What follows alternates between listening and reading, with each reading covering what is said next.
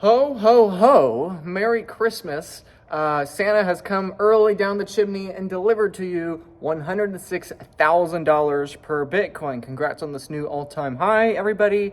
Bitcoin continues to grind upwards in a very suspicious, very interesting pattern here. If you've been looking at the chart over the last, 3-6 months or so, it's pretty consistently straight up. That's pretty much just grinding up and to the right, which is kind of strange. I mean, we did consolidate for basically most of the entire year, so it kind of makes sense that we're grinding up now. But anyway, Santa's not real. It's all just a scam to lie and deceive children. But Bitcoin is very real, and the price is going up. And I'm getting very real conversations from people asking, what do I do? Luke, I've already bought Bitcoin. Should I buy more?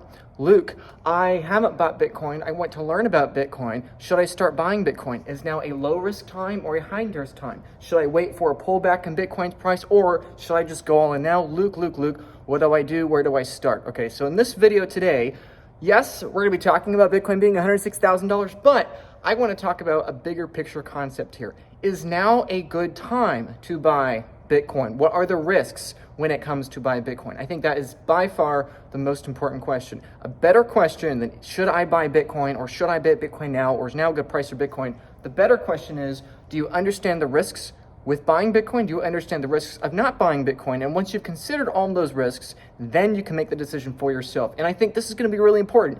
Even if you're watching this and you already are all in Bitcoin, you have to keep these talking points in mind, because your family, your friends, your coworkers, the people from your church, the people from your life, people that you've not talked to in 10 years, they're going to all come back to you because they know you've been into Bitcoin and they're going to have these questions for you. And so you need to be prepared to answer these questions. So no matter if you're somebody that's new, hopefully this video is going to be useful for you to talk about the big risks when it comes to Bitcoin and not Bitcoin. And if you've already someone that has been in Bitcoin, hopefully this is still useful for you. So there are 4 big risks that I want to talk about in this video. The first risk is volatility. Bitcoin price is volatile. We'll talk about that. I want to talk about technological risks, right? Both Bitcoin and other assets too. I want to address political risk, and at the end, the most important one to me personally is moral risk. Those are the 4 big kinds of risks I really want to emphasize here, because in just the last couple of days alone, I've had multiple really good conversations from people, many of whom, of course, are newer to Bitcoin, trying to learn about each of these. So let's go one at a time and address the pros and cons with each side of the argument here. Let's talk about volatility. If you've not noticed yet, Bitcoin is really volatile. It likes to go up and down dramatically. Bitcoin is up 2.72% today. Again, it just hit an all-time high. Congrats on $106,000. It is up more over the week. It's up 10-15% over the month, and then of course it's up, even more over the course of the year, right? If you go to the 5-year, 2-year, 10-year chart, whatever, I mean, every single chart just gets increasingly more ridiculous, right? Bitcoin is very volatile. It's one of the things that attracts people to it, right? It's why I always have the price of Bitcoin in the thumbnails here, because it's what you click on, right? People are drawn to volatility. So that is a point of risk, and you have to keep that in mind. In my opinion, it's not the most important point of risk. However, it is one you must consider. Why do you save money? Why do you invest for the future? You do that with the expectation that your purchasing power is going to retain the same amount of energy in the future as it does in the present, right? Why does a squirrel climb a tree, get a nut and bury it in the ground and come back, 6 months later or so in the winter? It's because they expect that nut is going to have some purchasing power in the future that they're going to be able to survive in the precise period that they need it, right? You can't have a squirrel depend and cross its fingers on the volatility of that nut, maybe or maybe not being able to feed it in the winter. If you're going to have a savings vehicle, a savings technology, you need to be assured that it's going to have purchasing power in the future.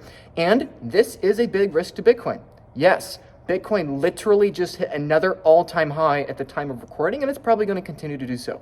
However, Bitcoin fell 40% earlier this year and during the summer, right? Bitcoin fell over 30% multiple times in 2023. Bitcoin fell over 75% in price back in 2022. Bitcoin flash crashed 60% within 48 hours as recently back in 2020. Bitcoin does nothing but continue to crash. Every single year, you can expect to have a 15%, 20%, and more like a 30 to 60% price correction, right? In the traditional stock market with the global financial crisis, we're having in percentage terms a crash that large basically every single year in Bitcoin. So Bitcoin's risky, right? Well, yes. Again, if your short-term horizon is short and you are depending on that nut to give you sustenance during the winter. However, volatility does not equal risk. It is a kind of risk, and you need to have that dependability in the future, but it is not the only measure of risk. Let's give another scenario here. Let's give another story, okay? Nuts to squirrels is like oil to humans. Humans need oil to survive, right? This beautiful little fire I have here is running on natural gas, I assume. This building I'm in was built as a function of oil. Plastic is a function of oil, right? The electricity that's lighting up this room right now, probably some portion of it is being burnt by oil, right?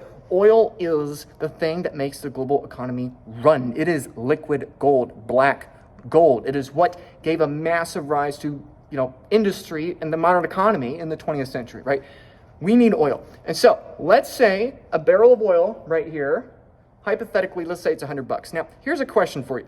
If the current price of this specific barrel for you, this barrel of oil for you, was $1, and then tomorrow it's $2, and then the day after it's $4, and then the day after that it's back to $2, is that volatility high risk? I would argue no. It is not, because that barrel of oil is worth $100. You know it's worth $100. Everyone telling you it's not worth $100, they're wrong. That barrel of oil is worth $100, and the price is fluctuating between $1 to $2 to $4 to $5 to $10, right? Like, even if the price is doubling or halving every couple days or every couple weeks, you know that whatever you buy, it's dirt cheap compared to what the oil is actually worth. It doesn't matter if you're buying this barrel of oil at $1 or $2 or $7.27.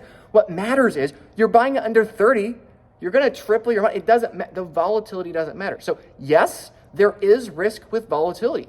If you are buying that barrel of oil for $2, crossing your fingers with the short-term assumption and speculation that I am going to need this money in 6 weeks for my budget in a couple months, right? I need this money in 2 weeks so I can buy Christmas presents for my family, right? I need this money in 6 months to be able to pay this medical bill, right? If you are speculating on the short-term price volatility of that oil for something that you need in the relatively immediate future, that is a lot of risk. But note that the problem there, the inherent problem there, is not the volatility.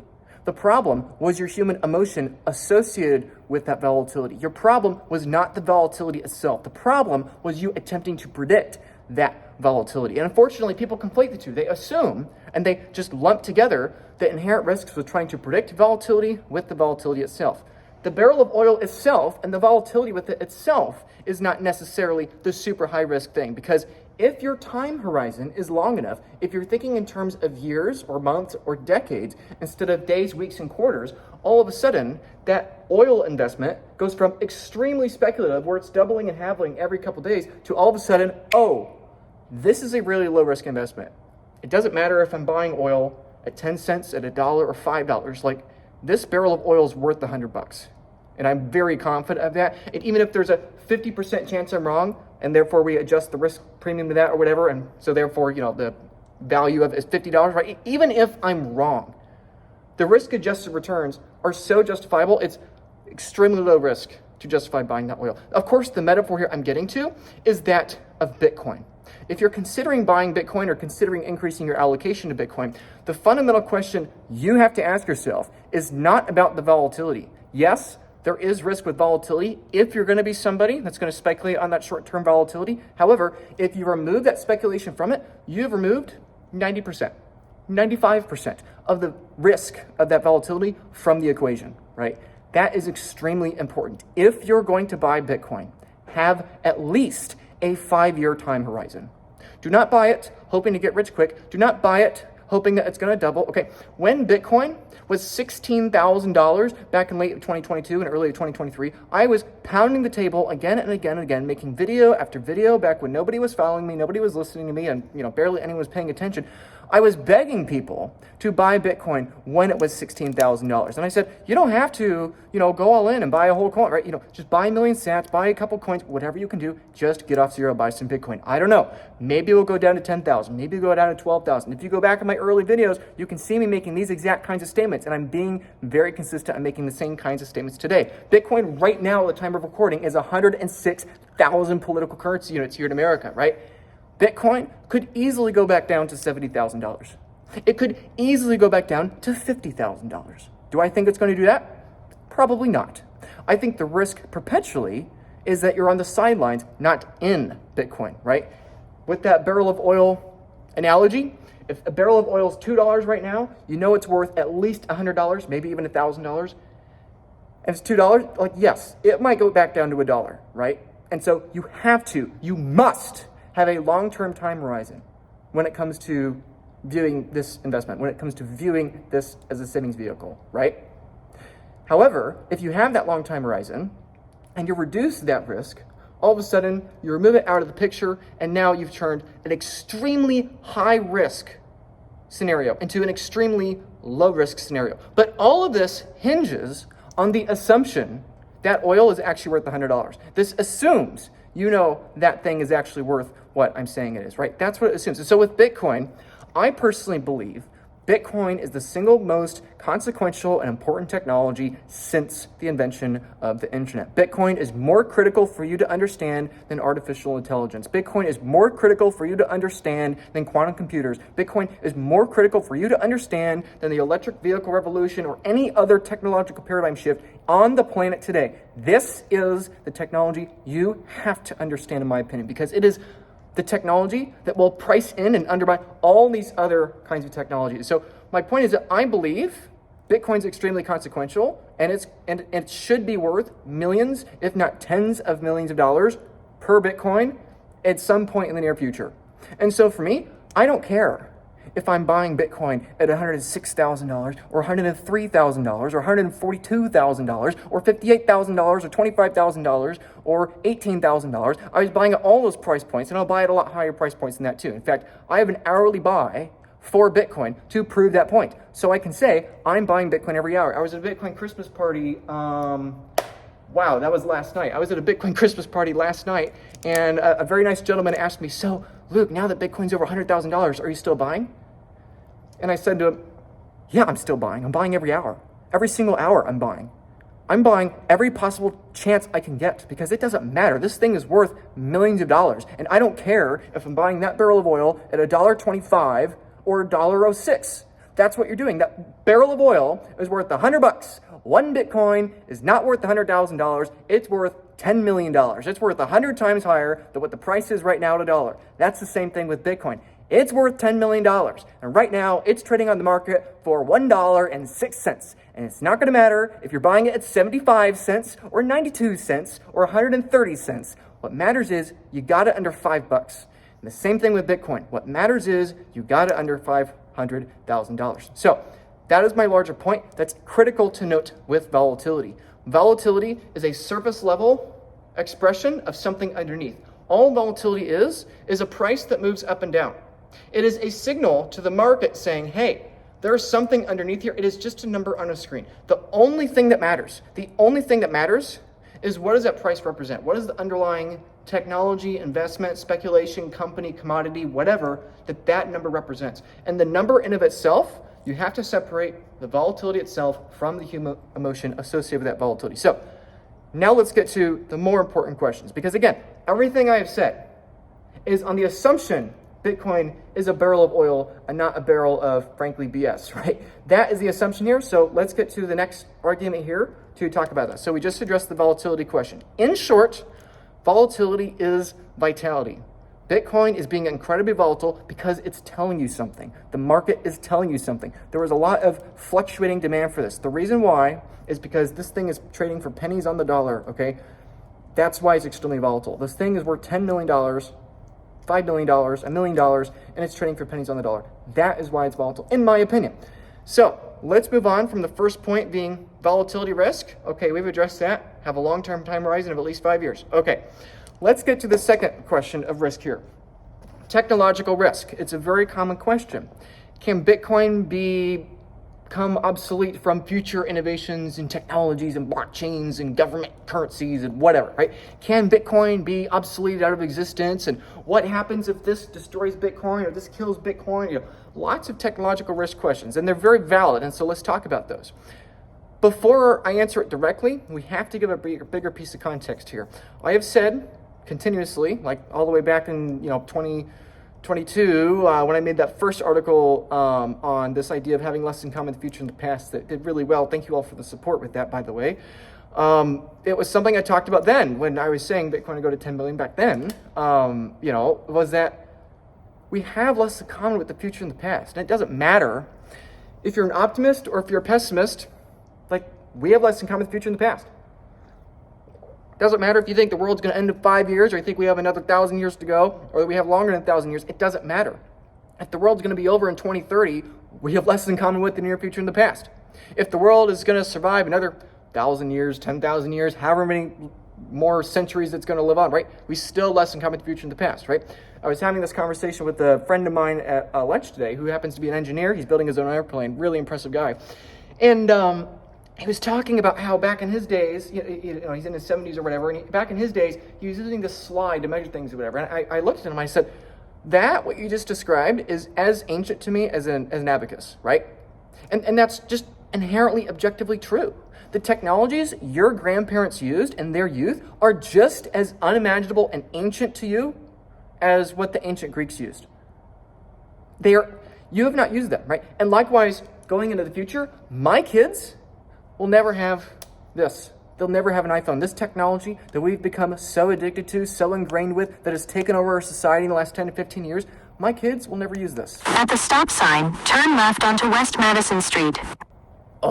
My camera stopped recording on me, speaking of these smartphones that decided to cut out on me. But irritation aside, these aren't going to be around, right? And so all these nuances, including this one, that my camera literally just stopped recording on me, right? Like, all these frustrations, my kids won't be able to relate to me on this, right? Like, the technology, my kid, if, let's say I have a 10-year-old kid, 10 to 15 years from now, right? Even if I had a kid today, by the time he's my age, he'll never be using a smartphone like this, right? Inherently, every generation at a faster and faster pace is having technology in the future that is radically, entirely, fundamentally different on a different paradigm than the previous generation, right? Like I was talking about oil before. There was a period in time for thousands of years before oil, and now we are in the brief window of period of time, a couple hundred years, where we're using oil, right? We were, having an increasing allocation to oil in the 20th century. Now, we have a lot of oil, and at some point later this century, we're going to probably begin using less oil, right? We're going to actually have nuclear energy and other kinds of energy that are sustainable enough that we're not going to have to rely on fossil fuels, or whatever, right?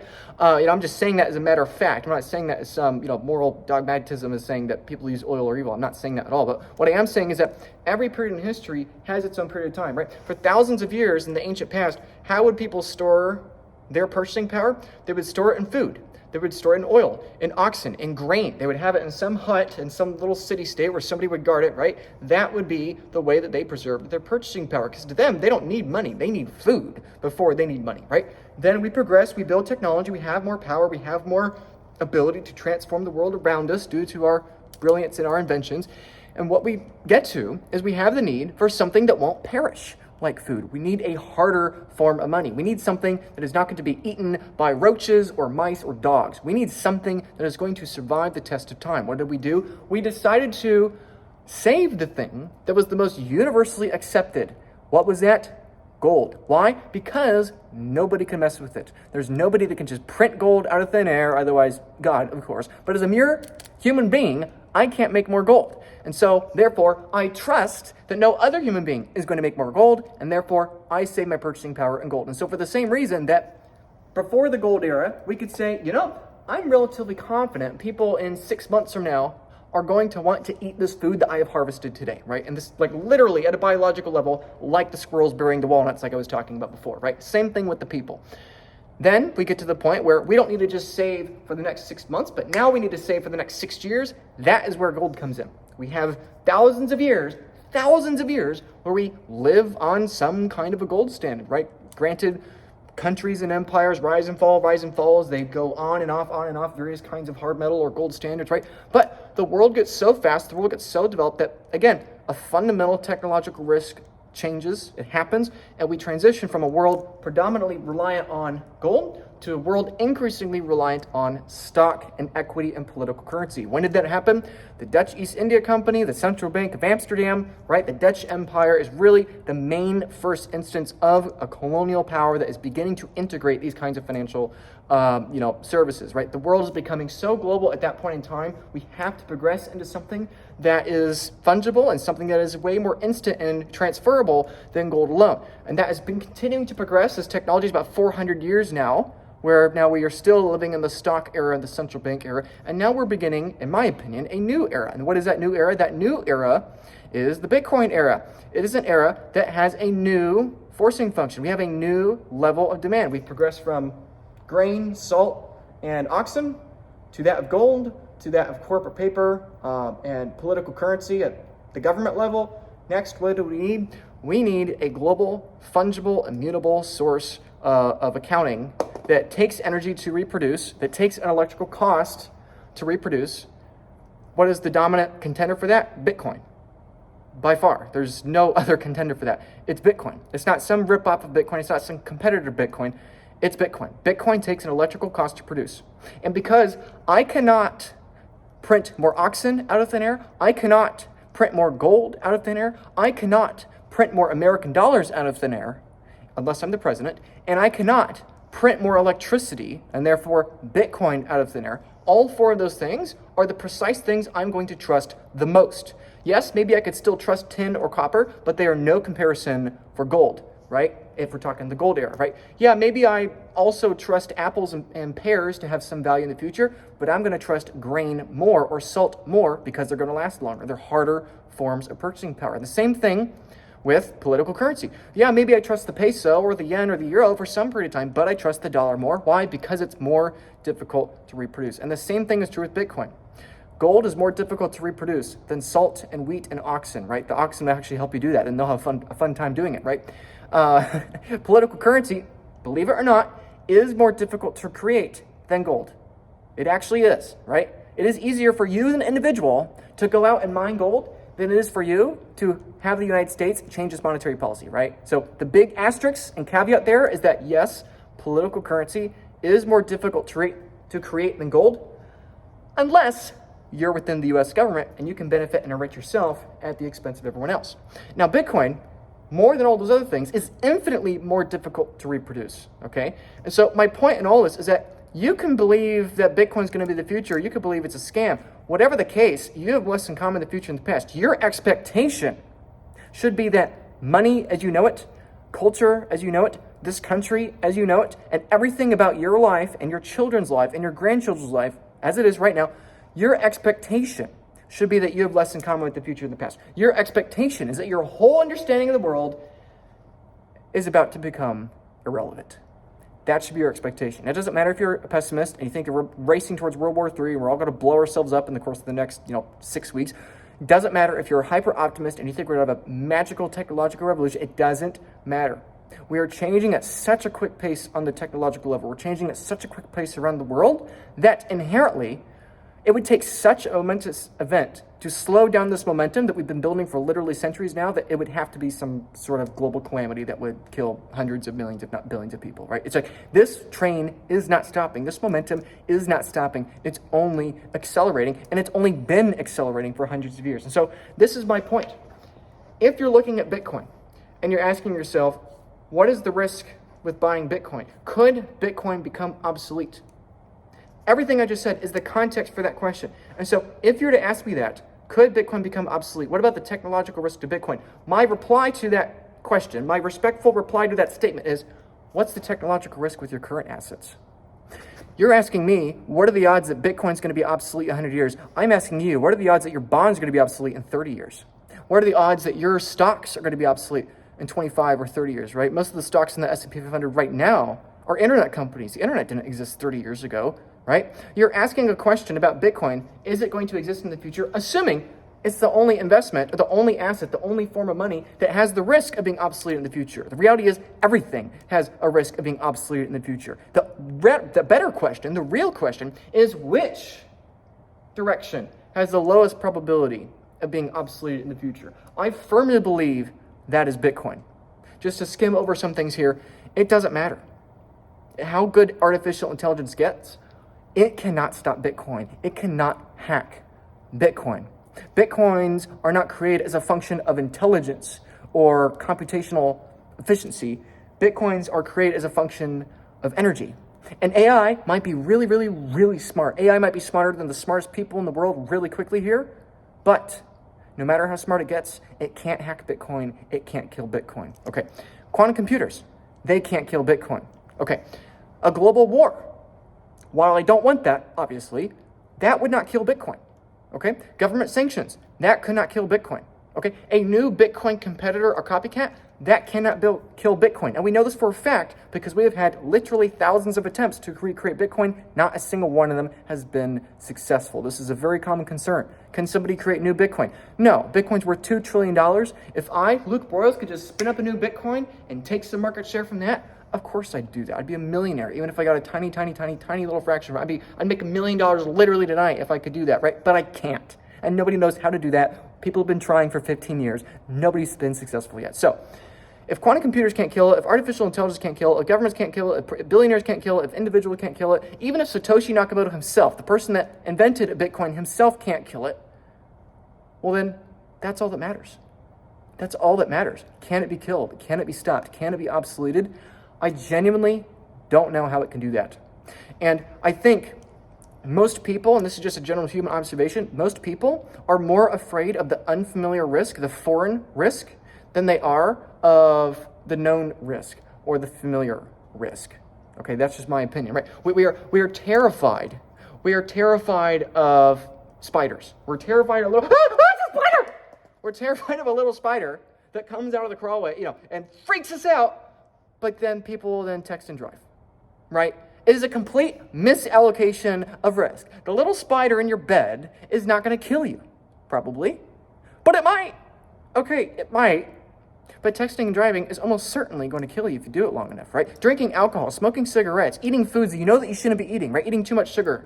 Those are the things that are actually going to kill you. Heart disease, cancer, those are the things you actually should be worried about. You shouldn't be worried about the little spider crawling across your floor, right? And yet I firmly believe that's what most people are doing when they look at Bitcoin and say, oh, it's going to be obsolete, it's going to be destroyed, it's going to be killed. It's like, yes. As somebody that has Bitcoin, as somebody that has almost my entire net worth in Bitcoin, as somebody that's been an advocate of Bitcoin, having video content and articles reach hundreds of millions of views over the course of the last few years, as someone that's made hundreds of videos on this, that has spent thousands of hours on this, yes, I am admitting there is a non-zero chance that Bitcoin could be killed. Okay, what is that scenario? The fastest way to kill Bitcoin would be to permanently destroy the entire world's internet and radio system. You have to get both. That'd be the only way.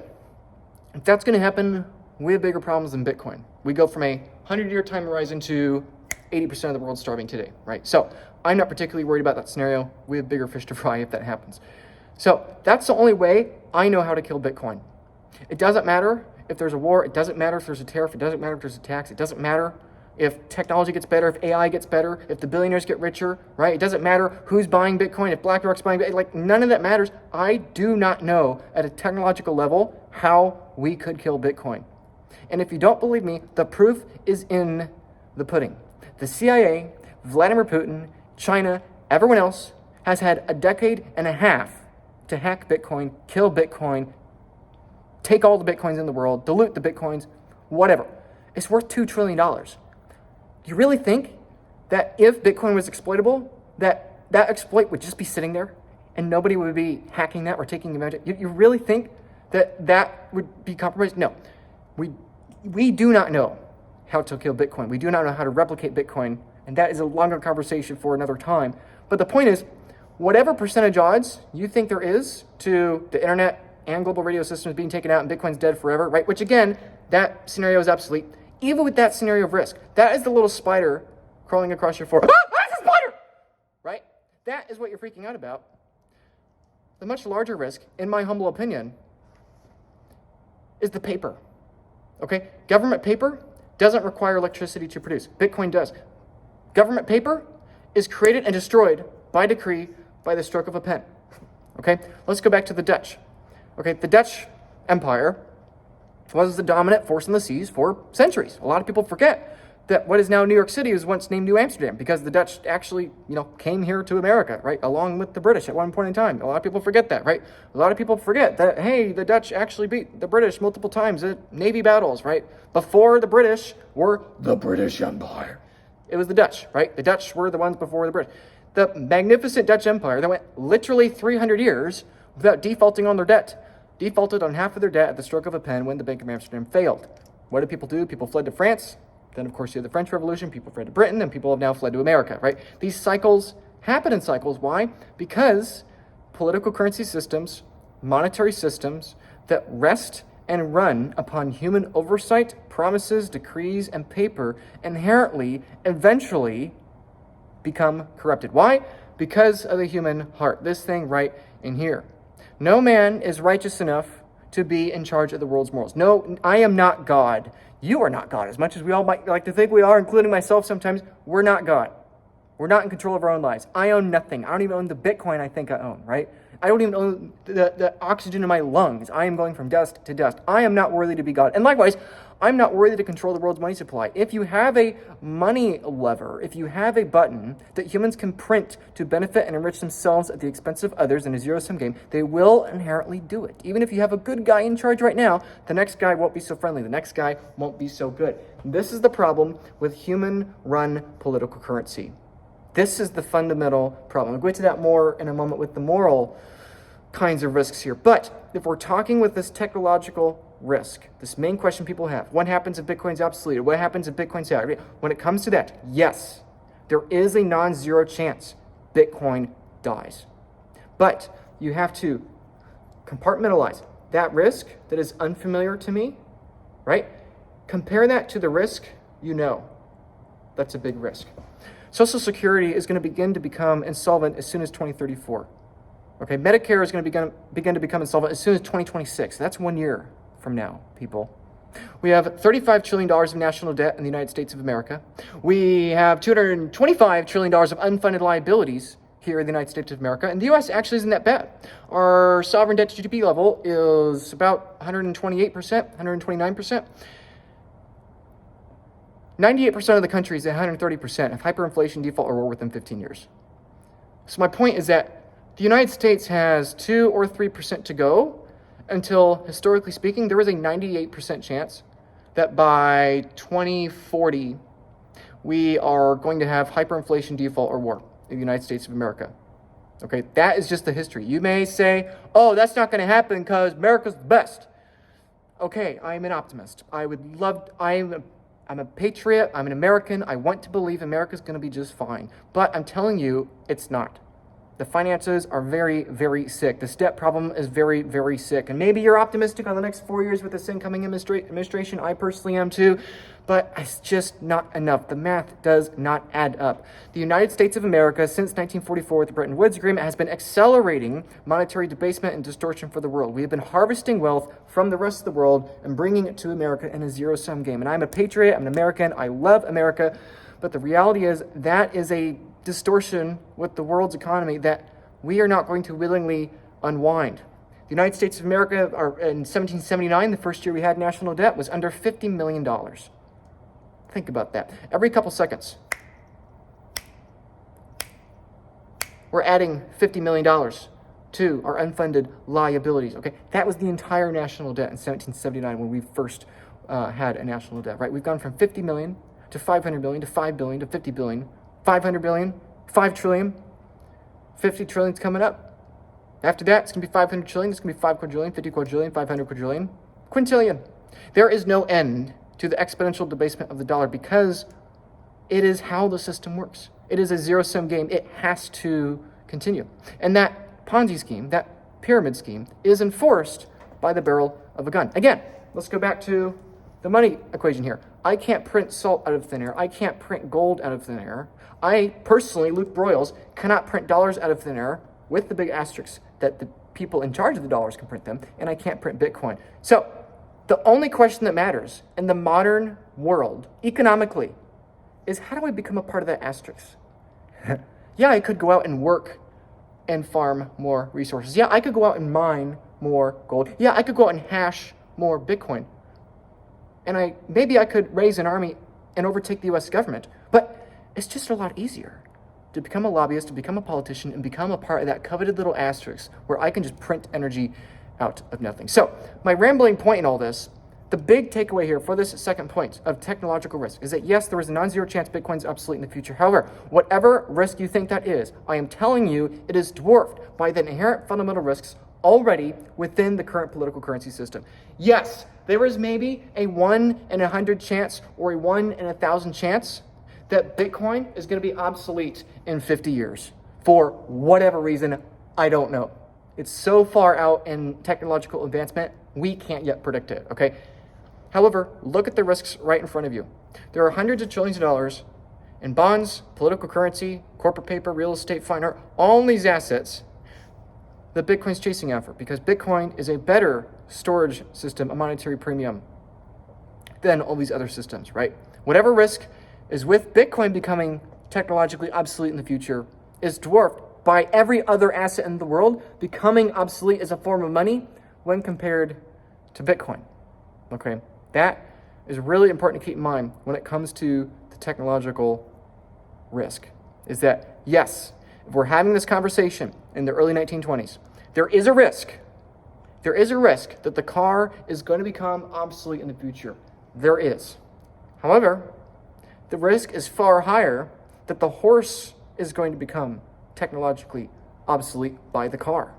And I know that may not make sense because the car is new and the horse is literally the only thing we've ever known. But I'm telling you, if you actually look at the fundamentals of it, you understand the car is a really, really, really big deal. And if this is what we think it is the thing that makes the horse economically unviable. And the same thing is true with Bitcoin. Why?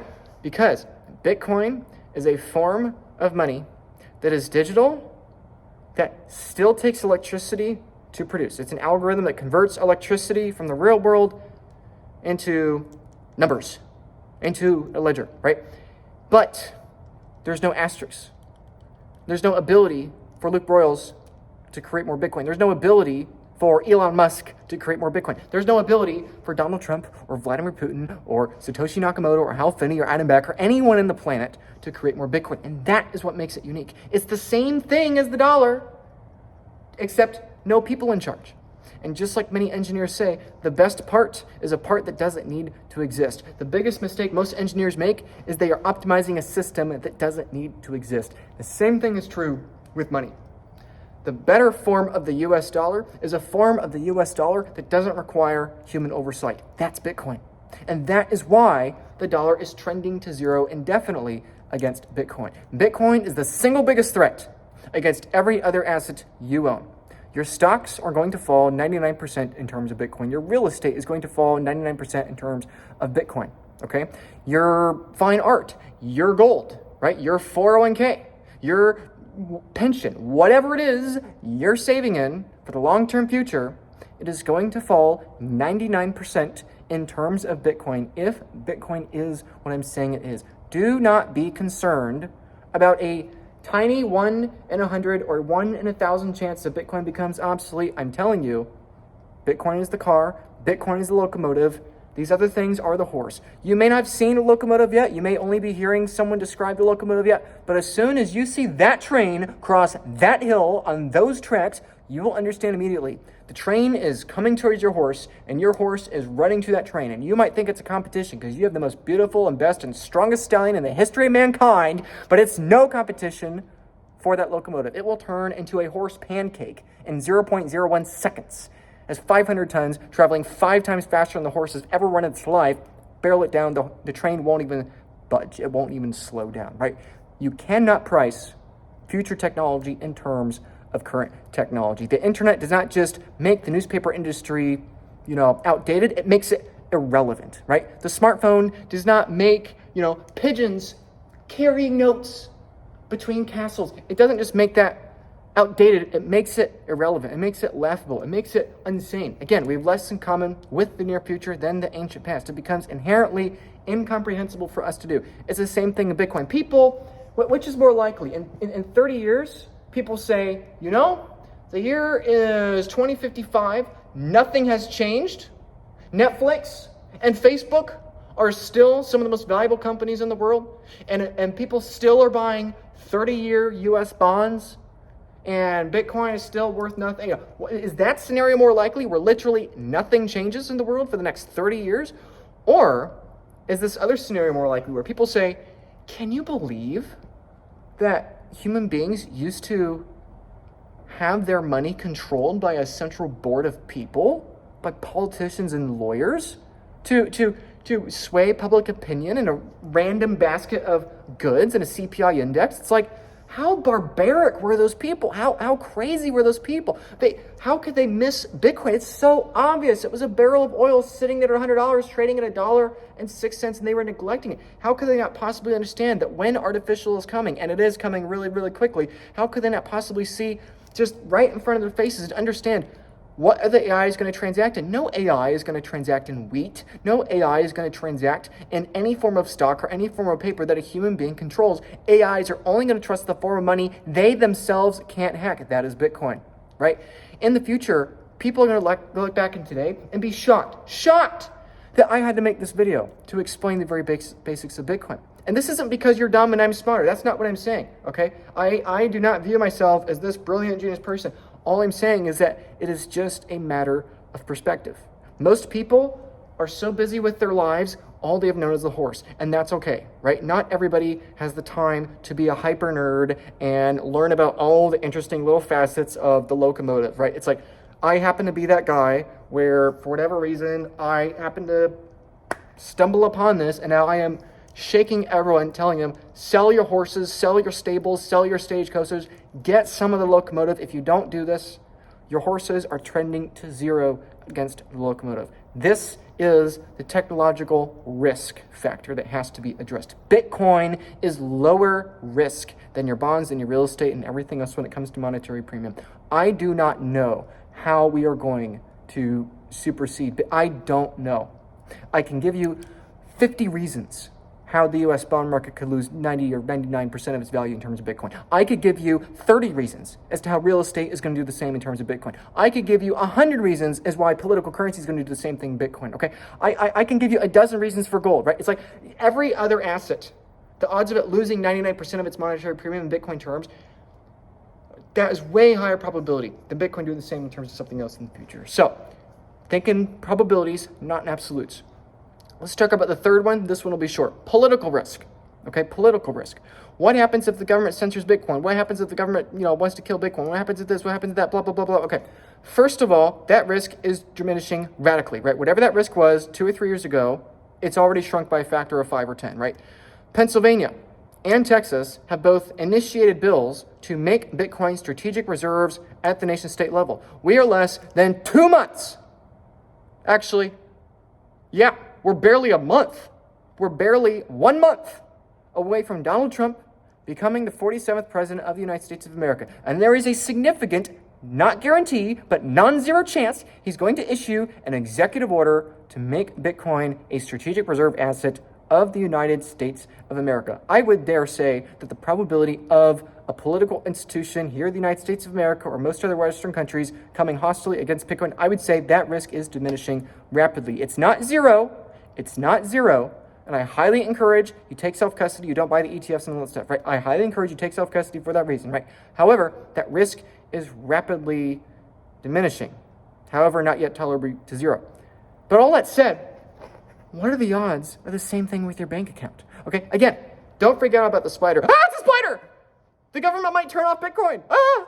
Ooh! They're going to tax Bitcoin. Oh! I'm not going to buy Bitcoin because they're going to tax it. Ooh, that's scary, right? It's like, what are the odds they're going to seize your bank account? What are the odds that they're going to seize your stock portfolio, right? It's like Bitcoin, they actually can't technically stop, but even if they could, it doesn't matter, right?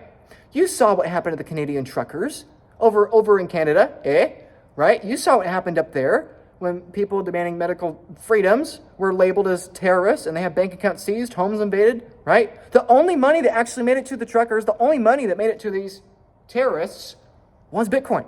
Okay, whatever you're perceiving as the political risk associated with Bitcoin, again, I guarantee you, is a risk equivalent, if not 10 times higher, with every other asset you own.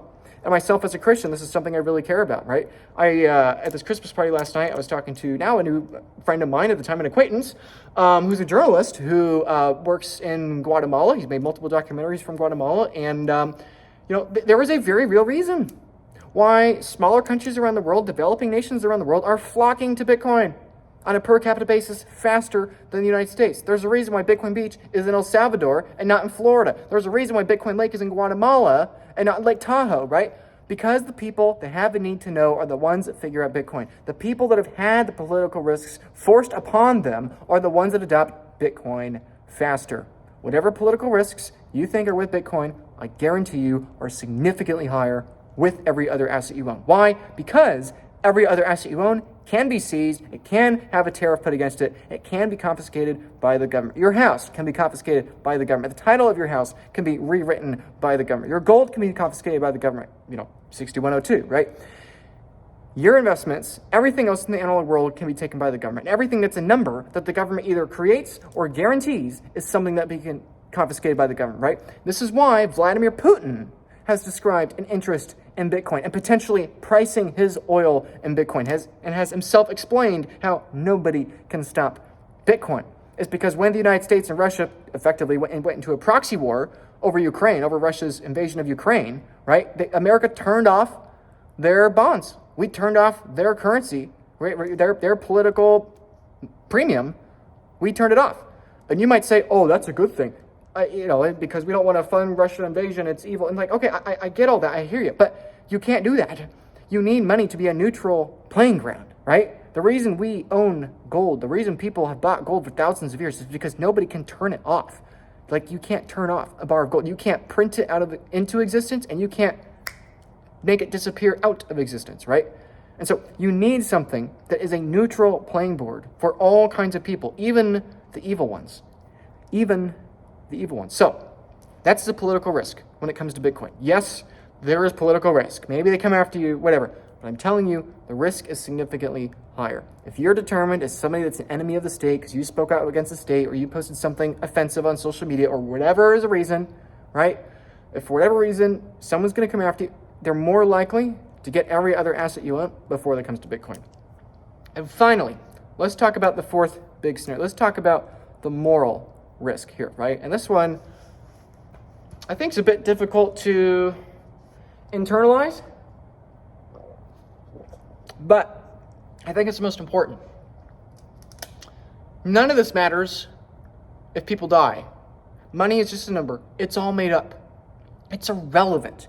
We're all going to die. We're all going to zero. Like I said earlier, if the oxygen in my lungs was deprived of me, within 120 seconds, I'd be on the floor here convulsing. This camera would be recording all night, and nobody would know I'm dead, right?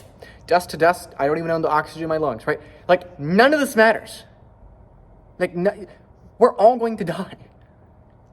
If you haven't realized that yet, 100% failure rate here, people, right? My point is, none of this matters if we have a global war. None of this matters if the world is actually worse in the future. And so we have to not only ask which is higher risk, real estate, stocks, bonds, gold, whatever, versus Bitcoin from a volatility perspective, right? Again, we already addressed this. Bitcoin's more volatile, yes, but assuming you're not predicting that short-term volatility, it's actually lower risk than these other assets because it is dramatically undervalued by a factor of 100, right? We've talked about that, but again, that's assuming that the world in the future is better than the present. We've talked about that second point with the technological risk. Again, whatever the odds of Bitcoin being obsoleted are extremely low compared to the odds of anything else being obsoleted. We've talked about that. We've talked about the political risk, same thing there. But again, the moral risk. It doesn't matter if Bitcoin wins or loses. It doesn't matter what wins or loses if there's nothing left to win. Okay? So my point is this. What is the human cost with Bitcoin? And what is the human cost with political currency, right? This is the honeypot problem. The single greatest economic and monetary incentive in the world is get as close to that money printer as you possibly can. If you control the money, you control the world. If you have a monopoly on money, enforced by violence, if you can control the money, you can control the world. If you can control how much money to print, when to print it, who to print it to, when to unprint it, when to take it away from people, when to seize it, when to turn it off, when to turn it on, when to turn it off, when to manifest it, when to unmanifest it. If you can control the ledger, the monetary system if you can control that, if you can control the human being and control that, if you can control the physics and control that, if you can control the artificially intelligent computer behind that, right? Whatever it is, whatever period of history if you're in, you control the hut with the salt and the grain in it, you control the people. If you control the physical nature of gold, if you were God, you control the people, right? If you control the political currency, you control the world. And likewise, if you can control Bitcoin, you control the world. However, again, I do not know how possibly human beings could take control of Bitcoin. It's a $2 trillion honeypot sitting there right now. It's open source for the whole world. Nobody's figured it out in 15 years. And nobody's even close to figuring out how we could possibly figure it out, right? So my point is, what is the human cost with that economic incentive being chasing that honeypot? What is the economic and human cost of people fighting for control, right? Imagine a little schoolroom with middle school students, and you have you've probably heard of the marshmallow test, right? You know, maybe you have, maybe you haven't. I don't know. If you haven't, Google it after this. I'm not going to explain it. And you have the most big, beautiful marshmallow, a marshmallow and chocolate and honey and caramel sauce, and like the most beautiful marshmallow ever, just sitting there. And all the kids want to get their little grubby hands all over it, right? That would become an increasingly violent scenario, right? No parental supervision. Just let the kids do what they're going to do. It is the biggest, strongest kid that is the meanest is the one that's going to win. And eventually you have all the kids falling into two political factions again and again. Every time you get more than two political factions, they consolidate again, back to two. They battle out, they reset. They battle it out, they reset. It's a constant war of these kids to get their grubby little hands on the marshmallow. You control the marshmallow, you control the schoolhouse. The same thing is true with money as it is today. Why does the United States spend so much freaking money on our military? Why do we do that? Why do we control the world's oceans? Why do we care about all the oil? We need these right? We need these, because people don't understand why America has so many allies, right? Of the top 25, I think it's the top 25 countries military spending wise, it's like 23 of them, 22 of them are allies. It's something crazy like that. You've probably heard that before, right? Why does America do that? It's because we must defend the global monetary standard. We must defend our ability to print money and distribute it onto the rest of the world, right? COVID happens. Our debt markets are in trouble. Let's print money. Let's give out the stimulus to the American people. It'll distribute and lubricate the system. We are effectively moving the ledgers, putting our foot on the balance in our favor at the expense of the rest of the world. What is the human cost with those stimulus checks that you got? You got free money from the state, but nothing is free. Printing energy out of thin air is something only God can do, because out of his own mouth, he can say, let there be light, and there'll be light. Human beings can't do that. Where did your stimulus check come from? Your stimulus check came from the backs and the sweat and the blood and the empty stomachs of children and other places around the world. We print money here and distribute it to people less fortunate than us so that we can harvest their labor, their oil, their diamonds, their natural resources at a discounted rate at our benefit and their detriment. It's a zero-sum game. You create no wealth from creating new political currency units. So, what's the human cost? 4.1 million people die every winter because of cold temperatures, right? Christmas is a wonderful time of year. We all love Christmas. I'm not trying to, be a Debbie Downer on it. But the reality is that winter is a season of death around the world. 70% of the world's landmass is in the northern hemisphere. The majority of the world's population is in that part of the world. The majority of the 4.1 million people that suffer and freeze every winter are in the northern hemisphere. Every winter is a 4 million person war that we lose every single year. Why? Because we live in a system that has to have energy prices rise. You can't have oil prices fall. You can't have real estate prices fall. You can't have stock prices fall, because that is the way in which governments get their tariffs, their taxes, their torts from the world, and that is the way they defend the bonds. The bonds run the world. You have to keep printing forever. We can't let energy prices go down. We can't let the market be free. We can't let the market have competition, because if there's competition, there is deflation. If there's deflation, that's more energy for more people, and that means that we can't keep up the nominal payout of the bonds. The whole financial system collapses. Everyone becomes invested in chasing how do we keep that system alive. This is just human incentives. There's no magic dark room with people and puppet fingers, right? It's none of that. It's just human incentives. You give everyone and say, here's that golden chocolate, strawberry, whatever it is, marshmallow. Go at it, kids. You tell people, think in terms of quarters and years to keep the financial system alive at the expense of energy 25 years from now. People are always going to pick the former. That is the problem we have today. We can have everyone in the world have clean and efficient heating. The same thing is even more true with food and famine. Every year, 1 million people starve to death. Why? We have more than enough food. We make enough food every single year to feed 10 billion people. So why on earth are people still starving? Why is it?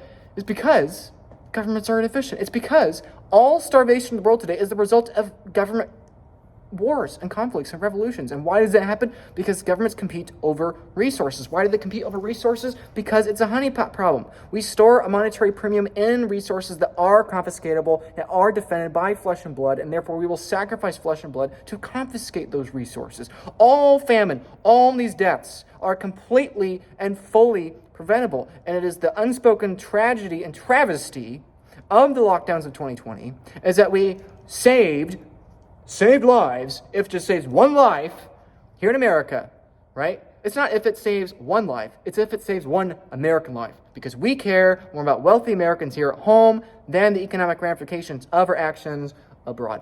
There is a human cost, a very real human cost. Tens of millions of people fell into starvation or acute food scarcity as a result of the lockdowns. Okay, and as a result of the economic calamity that resulted from that, right? Inflation has a real cost, right? When the price of groceries go up, it's an inconvenience to you. It's a critical malnourishment problem to hundreds of millions of kids, right? 4.1... At the next light, turn left. 4.1 million a year is what I was saying. That's fully preventable from cold weather. Another million or so from starvation, another 800 or so thousand kids and young people from lead poisoning, 6 million people total for pollution in general, mostly air pollution, sometimes, liquid pollution too, but mostly air pollution, 6 million people there. You compound this out a decade, in the next 10 years alone, you're looking at 8 million children. They're going to have severe brain damage, and many of them die from lead poisoning. That's 8 million kids over the next 10 years. You tell me what the risk is here, right? What's the risk with Bitcoin, blah, blah, blah, blah, blah. If we don't make the world more efficient with our lead processing and system alone right now, we're looking at millions of dead kids in the next 10 years, okay? That's what we're looking at. And again, we freak out over the unknown, tiny little cost than the real thing, right? Again, going back to the lockdown, we're terrified of a virus that is going to kill hundreds of thousands, if not millions, and we are willing to shut down the world's economy and sacrifice tens of millions to the more familiar pain, which is hunger and conflict and economic, pain and malnourishment of children, right? We're willing to, every week, every month we were locked down. We burnt a year of technological and economic process. There is nothing in life is free. Right? That's the point I'm making. And, this lie we tell ourselves that you can print money for free is a lie. There is a direct, tangible human cost of that system. 2 or 3 billion people are integrated into the modern financial system. The majority of adults, there are 5.36 billion adults in the world at the time of recording. The majority of them don't have monetary rights. They don't have bank accounts. They live under authoritarian rules, right? That's 8 million kids from lead poisoning in the next 10 years. That's 60 million people from inefficient, pollution just distributed into cities and atmosphere, into people's lungs. Okay, that's 60 million people.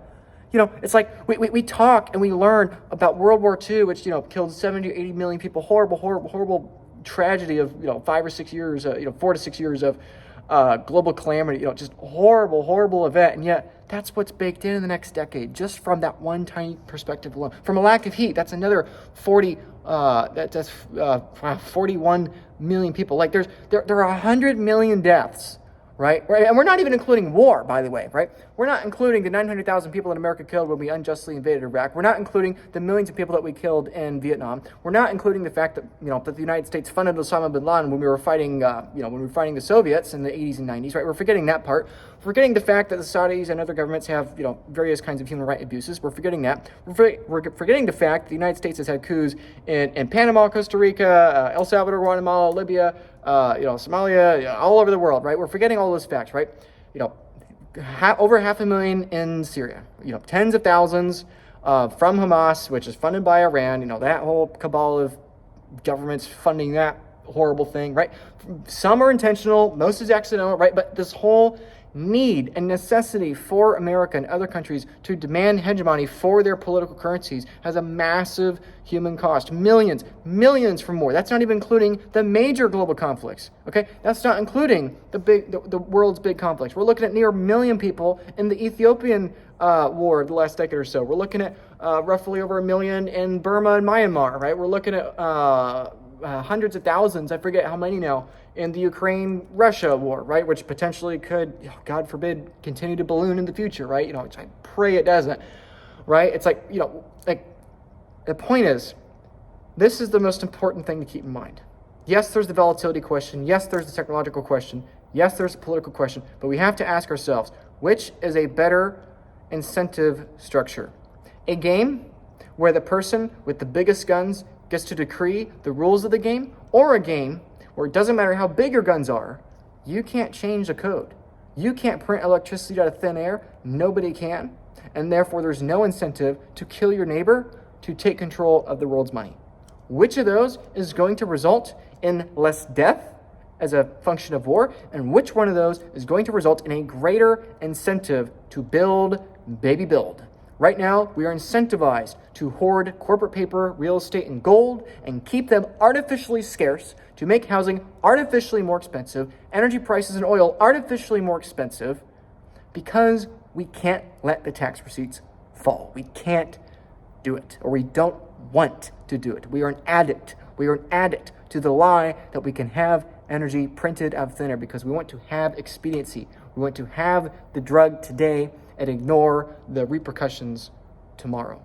What is the human cost of Bitcoin? What is the human cost with your current investments? What's the human cost with your bonds? What is the human cost with your stocks? What is the human cost with your bank account and with your dollars? Now, am I saying that you're inherently morally culpable, right? That if you're buying these assets that you are directly killing, innocent? I'm not saying that, obviously. I'm not trying to make you feel bad. I'm trying to ask you, if in 10 years or 20 years or 30 years, your children ask you, how did you know to buy Bitcoin when it was under $10 million? Grandpa, how did you know? It's not a matter of me knowing. It's a matter of believing.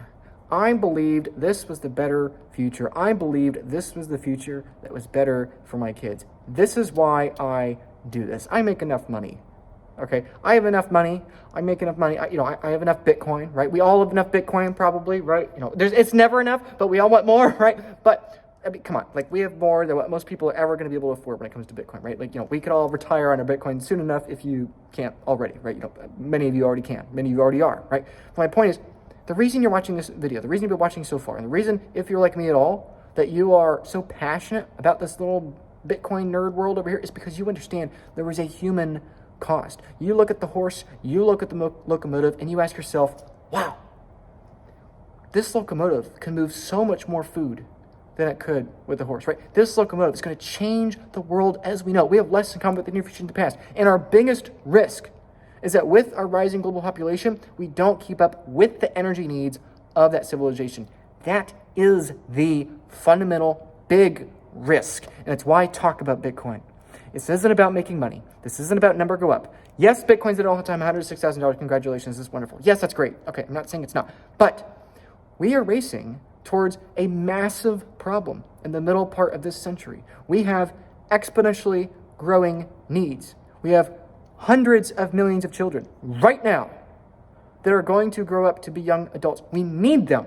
We need them to have a moral, sustainable society that's not going to cannibalize themselves. We need the young men. We need the 2-year-old boys now, in 16 years when they're 18 years old. We need them to have a way to positively contribute to the world, right? In El Salvador, the most disgusting way that the gangs, which by the way, the United States had a big part in creating those gangs, which I won't get into.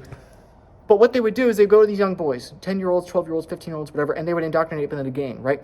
And my point is that if we don't give a platform for the future generations to build upon, they will cannibalize themselves. They will kill themselves. They will go to war with each other. The actions we take today will have a massive butterfly effect into the future.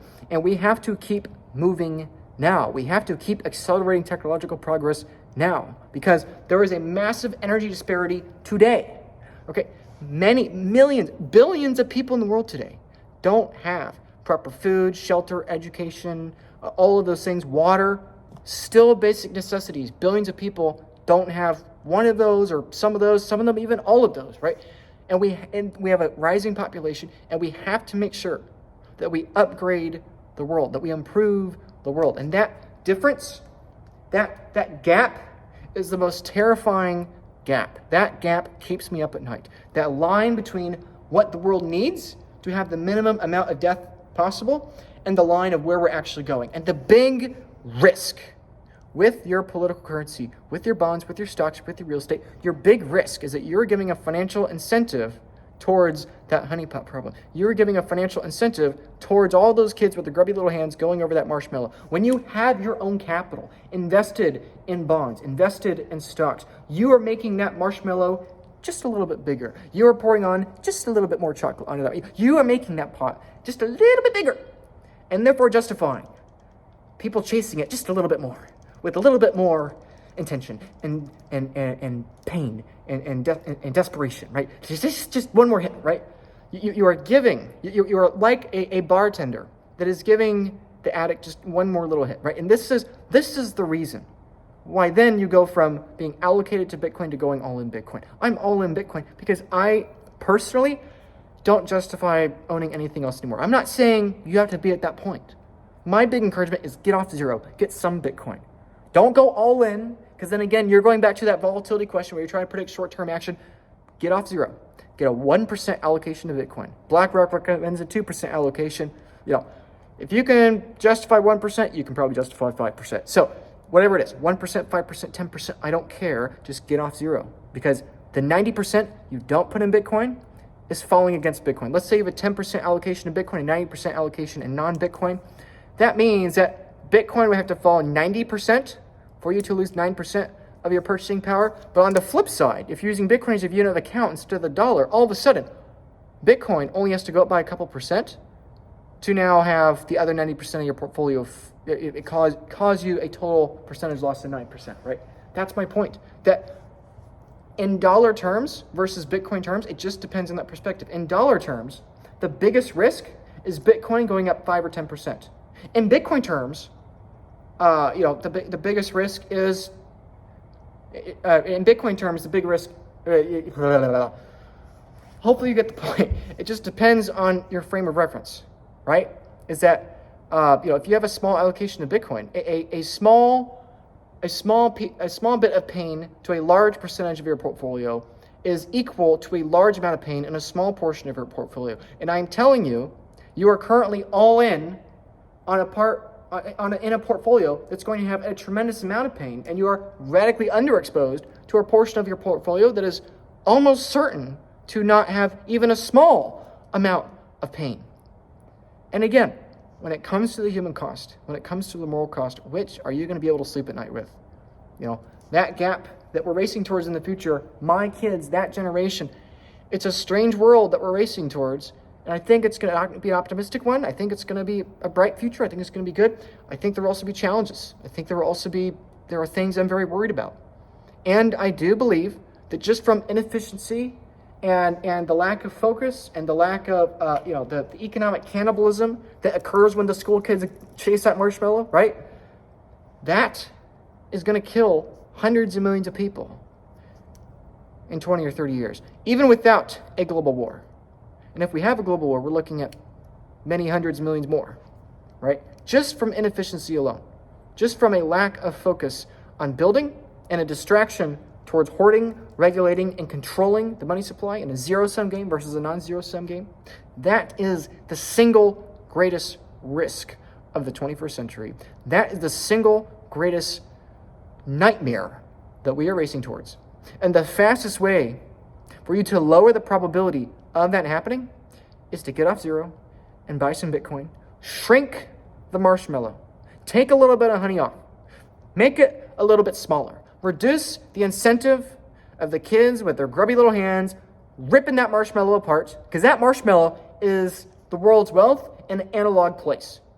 So really, you're not destroying wealth. Really, it's not the best way to put it. You're making it smaller. You're digitizing it. Remove the analog marshmallow and digitize it, and you remove the incentive from the kids with an analog force to clobber each other to get their little part of the marshmallow, right? For goodness sakes, get some Bitcoin and buy some Bitcoin, because you are accelerating a technological standard and a tool that, because it doesn't have humans as the overseeing board of that tool, it means you reduce the incentive of numerous people in the future. And I'm really hammering this home, because this is why I appreciate you if you're still watching this video. Because this little project we're working on, this little Bitcoin thing we're working on, yes, you should be over the moon, since we're going to the moon and Bitcoin's $100,000. You should be happy that the price is going up. You're being rewarded for your efforts. Congrats, okay? But you are having a real impact. If Bitcoin saves 1 million lives 30 years from now, and there's 1 million Bitcoiners today, you indirectly, you are saving a life a few decades from now, right? I like to, I haven't said this too many times in video, but what we are doing is we are fighting World War III 20 years in advance, right? This is the closest to time travel you will ever get in your life, right? Imagine you've been placed in a movie, right? And you can go back in time and prevent World War III, right? Like, this is literally Terminator kind of stuff, right? You have been sent back in time, and you understand the horror of the future that we're racing towards, right? You have just teleported back from the future, and you have seen a future where millions have starved for a senseless reason of small governments quibbling over assets that have a monetary premium needlessly that don't have to, right? You've traveled back from a future where people have suffered and died. That future is today. These people are dying today, and they're only going to die at an increasing rate as the fiat system continues to unwind. You think COVID was the end of it? No, it's just the beginning, right?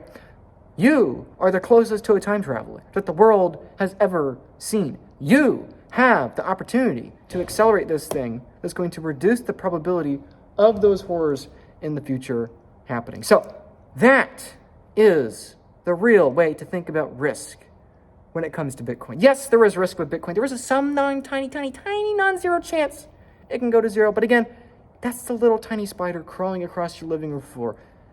Yet you're ignoring the fact that you're texting and driving. You're being irresponsible. You're being non-serious, right? And you're laughing at me because I'm not afraid of the spire, and I am trying to shake you with everything I can. That you need to stop right now, because you're driving and you're going to hurt yourself, and more importantly, your kids are in the back seat. So if you care about your financial future, if you care about your kids' future, and you want to see a better future for them, you have to give some incentive for the future to build in that positive direction. This is why I make these videos. This is why I am obsessed. I am obsessed when it comes to Bitcoin. My team at the Bitcoin Advisory, we got 40 people. I outwork everyone. You will not outwork me, right? We've got a team of 40 people. Every year we get 40 years of experience, right? I do this all day, every day. Like 99% of the world is spending 0 hours a week in Bitcoin. 1% of the world is spending 3 hours a week learning about Bitcoin. I'm spending 80 hours a week learning about Bitcoin. And I've got a team of 40 people every week. We're doing 1,000 hours a week learning about Bitcoin, right? It's like I am obsessed with this thing because this is my trench, okay? I am a soldier in World War I that has been placed to the front lines to advance this line against that enemy by 1 inch. And if it takes my life, if I get blown up by a grenade or I get shot down by that machine gun, that is what I am here to do. I have been ordered by my commanding officer to do whatever it takes, even my own life, to get this line, get the front line 1 inch farther to the enemy. Get those 5 meters. Get every inch matters in this war. right? And if we want to think of Bitcoin in the same way, it's the same way. Is my actions going to save Bitcoin? No, absolutely it's not. But our actions together are what accelerate Bitcoin. And if this thing has the chance to save just a mere million lives, 5 million lives, 50 million lives, 30 years, 50 years from now, right? If that is all we're fighting for, that is a fight I'm fine to do. I don't have to make money. Granted, I'll make money in Bitcoin. We're all making money. Literally, we've never been richer before. Congratulations. But I've never cared less. And I hope and pray it's the same for you. I hope and pray you see nothing but a greater amount of net worth for the rest of your life.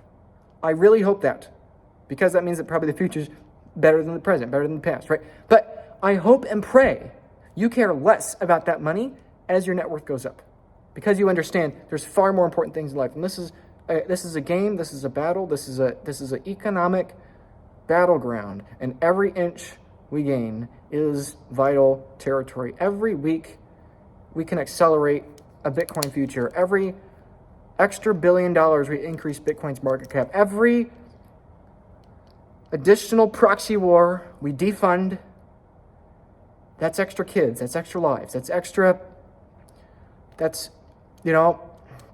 this world is broken. This world is in need of a savior. His name is Jesus Christ. That's why we have Christmas, is because even with our best technology in the world, we'll never fix the human heart. And the only thing we can do on this side of eternity, on this side of death, the only thing we can do is the only thing I know to do is do what my commanding officer, Jesus Christ, has told me to do. And that is lay your life down, fight this war, gain 1 inch of ground, love your neighbor, and love God. And the best way I know to love my neighbor is to tell them that life is short, life is beautiful. Serve your maker, either that's you or that's Jesus, and I pray it's Jesus. In about 7.5 miles, arrive at... My point is this. This is our battle. This is my battle. And this is how you should think about the risk with Bitcoin. Everything you do in life has a cost and has a benefit. Everything. Including a spiritual cost, including a moral cost. And far too many people look at Bitcoin and they look at that little line on a screen and they think that's the whole picture. But it's never been the whole picture, because nothing in your life is just a line on a screen or a number on a piece of paper. Every dollar you allocate, every minute of your time, every video you click on, every text you send, every word you speak, everything in your life has implications. It has cascading effects. And so what is the risk with buying Bitcoin? There are risks, but guess what? There's risks with everything, and none of us are going to make it out alive. And so while I'm alive, all I know what to do with my time is act as if I'm in a war, act as if I'm in a trench, and anytime some bomb is going to take me out, that is all I know how to act. And I will accelerate this front line and get it 1 inch higher, get 1 inch higher, $1 more, get that number to go up a little bit more, to win the battle, get a little bit closer to it.